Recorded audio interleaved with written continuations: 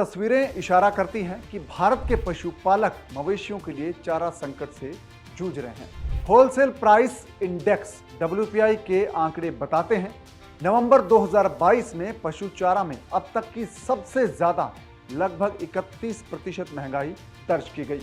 हालात ये हो गए हैं कि चारा संकट से जूझ रहे हजारों पशुपालक अपने मवेशियों को आवारा छोड़ देते हैं।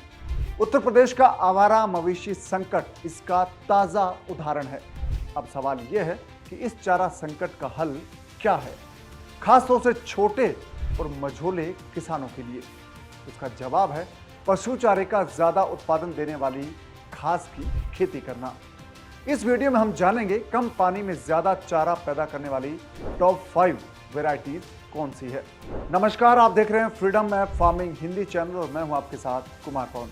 दोस्तों, आपने अब तक इस चैनल को सब्सक्राइब नहीं किया है तो प्लीज सबसे पहले सब्सक्राइब कर लें।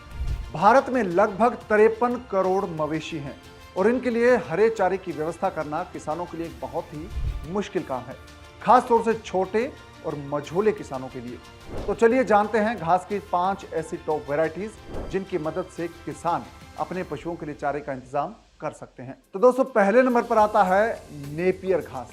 इसे हाथी घास के नाम से भी जानते हैं। इसे साल भर उगाया जा सकता है और ये बहुत ही स्वादिष्ट और पौष्टिक चारा माना गया है। ये मध्यम या उथली जगह पर भी आसानी से उगा सकते हैं, यानी कि अगर आपकी जमीन ज्यादा उपजाऊ नहीं है तो भी इसे आप उगा सकते हैं। और नेपियर घास की जड़ों को मिट्टी में रोपा जाता है और सिंचाई की व्यवस्था अगर आपके पास है तो आप अप्रैल, मई और जून में किसी भी महीने में इसकी रोपाई कर सकते हैं।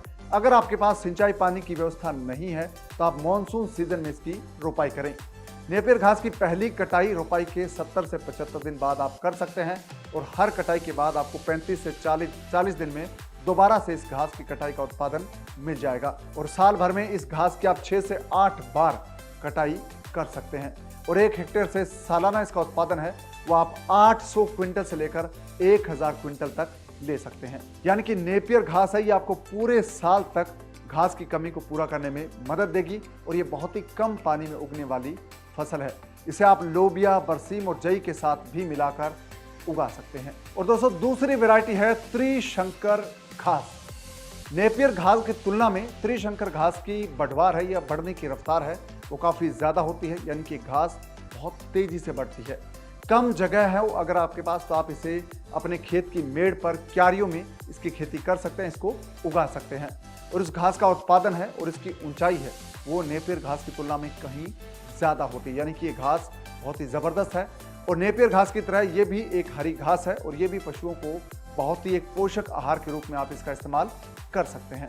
और आप मार्च महीने से लेकर सितंबर महीने तक कभी भी इसकी रोपाई कर सकते हैं। अगर आपके पास सिंचाई पानी है तो आप अप्रैल, मई, जून में भी इसकी सिंचाई कर सकते हैं, रोपाई कर सकते हैं। अगर आपके पास पानी नहीं है तो मानसून सीजन इसके लिए बेस्ट टाइम है। और दोस्तों, तीसरी वैरायटी है वो है गिनी घास। ये छायादार इलाकों के लिए बहुत ही जबरदस्त वैरायटी है और ये घास छायादार इलाकों में दलदली जमीन के लिए एक वरदान है। फलों के बागों में इसकी खेती करना बहुत आसान है, यानी कि अगर आपके खेत में फलों का बगीचा है तो आप इसकी खेती कर सकते हैं।